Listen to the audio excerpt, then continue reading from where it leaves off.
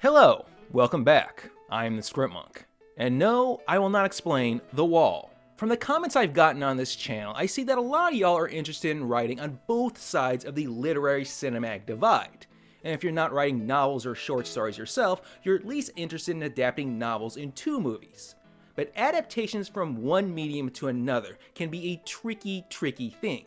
This is because novels and movies are two completely different animals. As different as birds and fish, as cats and alligators, as a pig and an elephant. And we've all heard that one song by Loverboy. Pig and elephant DNA just won't splice. The problem is, every form of creative expression, whether we're talking about paintings or comic books or musical theater, has a unique set of formal properties. And because of these properties, there's certain things each medium can do very well, some things it can only do adequately, and other things the medium cannot do at all. Take for example the latest breakup song by Taylor Swift. Now a song is a great medium for communicating the emotion of a breakup, but it can only do a very basic job of giving the story of who did what to who. And it's completely incapable of giving the depth and detail necessary to understand the story in full. Each medium has its own strengths and its own limitations. Another way to say this is that each medium has its own language.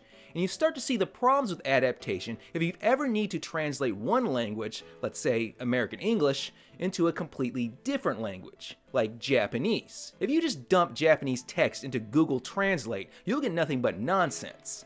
That's because it's not a simple matter of trading one set of words for another. We're dealing with an entirely different system of grammar and syntax.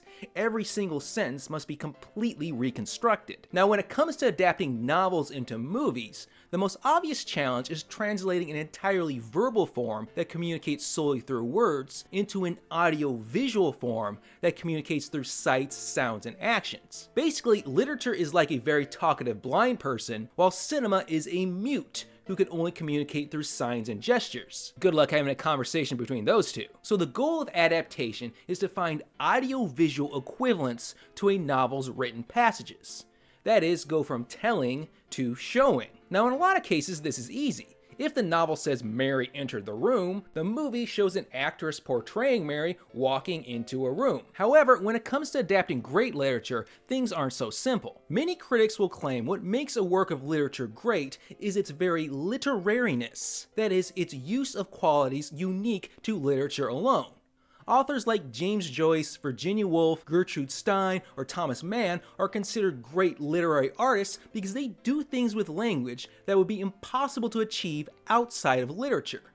One could not make a movie out of one of their novels without losing what makes those novels so artful. You might as well try to teach a fish how to fly. Cinema just doesn't have the physical capabilities. But I know none of you are foolhardy enough to try to adapt Finnegan's Wake. But no matter what novel you want to tackle, you must know there are three fundamental qualities of storytelling that must end up lost, transformed, or reinvented in the conversion to film. But before we get into that, this video is brought to you by me! Hello, I'm the Script Monk, and I'm here to remind you that the new second edition of Screenwriting Down the Adams is available in paperback from Amazon and in ebook form from all legitimate online retailers. You can also order an exclusive autographed copy directly from me. The links are in the description below. Now back to the show. The pleasure of reading a novel comes from being told a story, and in a novel, this telling is literal. Every bit of information is conveyed by the voice of a narrator, speaking directly to us. And by and large, the unique and enjoyable experience of a novel comes not so much from the events related, but from how the narrator relates those events. This is what is meant by narrative voice. Charles Dickens, Henry James, and Mark Twain were all master storytellers, but what made their work distinct is their unique literary voices. One could make a movie out of a Dickens, James, or Twain novel and duplicate the plot, but it'll never be able to exactly capture the novel's voice. The best the movie can hope for is to formulate a visual style that conveys the same tone and texture, but this requires some real creative skill. I mean, what combination of camera and editing can give the same snarky irony of a Twain story, I don't know. The need to preserve a novel's voice is the reason why so many literary adaptations rely on voiceover to quote the original text. but this device can only be used sparingly, as the movie must still chiefly rely on visuals and actions. However, it would be incorrect to say a film does not narrate its stories. Its narrational voice, however, is, as I've said, mute. Rather than the dependability of clear and direct language, a film must relay its story through audio-visual means. And narrative theorist Seymour Chapman sums up this predicament by saying that unlike a novel, a film cannot describe. It can only let be seen, and hope the audience pays attention and picks up the proper inferences. Dudley Andrews elaborated on this by noting how films interact with their audience's minds through the exact opposite process as a novel. A film moves from perception towards signification. That means the visualization comes first. We're presented with an image or an action, and from that we are to infer the meaning, the significance, the emotion of events. A film must use the external to communicate the internal. Novels work the exact opposite way. Using all the benefits of written language, a novel begins with expressions of meaning, of emotion, of value, and then projects that out onto the story world for us to visualize. A novel uses the internal to express the external. As a consequence of this, while a novel might be able to assert a certain meaning, it can say in definite words, "This is the case," a film can only suggest a meaning. Now, when we talk about narrational voice, this also includes whether the novel is narrated in the third person by a voice outside of the story, or in the first person by a character directly involved in the story. Cinema cannot duplicate the extreme subjectivity of first-person narration, because the cinema can only present events from the camera's external point of view. Though the scene might be shot as close as possible to a certain character's perspective, we're still locked on the outside and have no access to that character's intimate thoughts and emotions. The only recourse is to provide a constant running voiceover narration, but even that device is severely limited. For this reason, it would probably be impossible to adapt a novel such as William Faulkner's The Sound and the Fury without radically transforming it into something completely different. Because to read The Sound and the Fury is to be engaged in a mystery. Readers must piece together the details of a tragic family history from the very scant resources provided by 3 highly limited first-person narrations. A film would be unable to replicate this experience and would likely have to resort to just presenting the family events plainly and directly, and this would have turned the story from a mystery into a melodrama. This would likely be the only viable option in a purely audio-visual medium.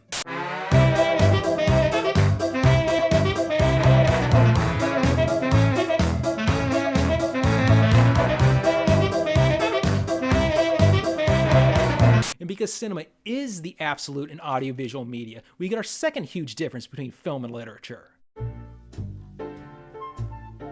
The oldest debate in the history of art is that between mimesis and diegesis, between art that attempts to mimic reality and art that's purely discursive.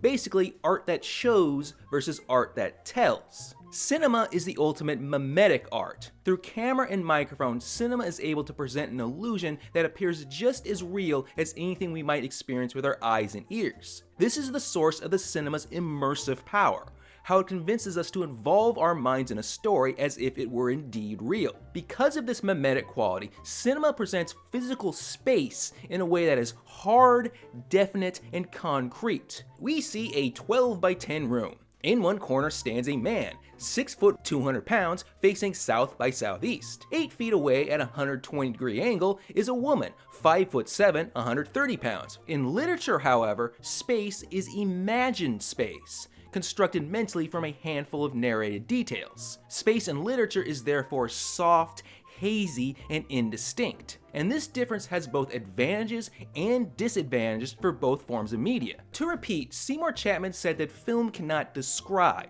it can only let be seen. But what it lets be seen is everything. Every image contains a flood of details, some important, some entirely trivial. Literature, on the other hand, has the privilege of non-commitment, or the power of indeterminacy. As author Boris Pasternak once put it, a novelist might simply write, "He went walking," and be done with it. But a filmmaker must consider the walk setting, the time of day, what the weather is like, what the man is wearing, the vigor of his stride, even though some of these details might be insignificant or create unwanted connotations of their own. And while on the one hand this might make the film scene more vivid, present, and realistic, this welter of visual details might distract from the emotional or psychological core of the scene. which a novel can focus on through the intentional use of indeterminacy. And as suggested by He Went Walking, a screenplay cannot paraphrase. A screenplay must explicitly state exactly what is going to happen on screen from moment to moment. This is because cinema presents a world not only of hard space, but also of hard time. In a novel, time is fluid. It can stop for every piece of description. It can speed up or slow down as the narration requires. But in a movie scene, time is always moving forward at the same steady rate. This used to be easy to observe by watching a film projector. No matter what occurred on screen, the film continued to advance at a steady 24 frames per second. Even if nothing is occurring at all, time continues to tick forward, just as the taximeter continues to run as we sit fidgeting in a traffic jam. This means in a movie, the story must keep moving forward. Yet this also means, unlike a novel, the audience doesn't get the time to contemplate events. Time keeps advancing, and viewers must pay attention to whatever's coming next. And this gives a fundamental explanation for why popular movie stories are the way they usually are.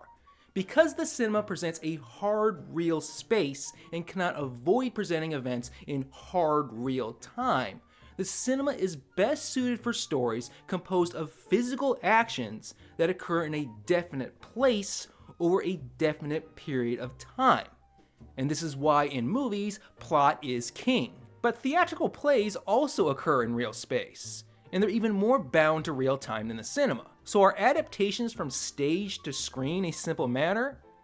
Well, there's still one critical difference here. And this key quality is often the decisive factor as to whether a story from another medium can indeed be successfully adapted into a film.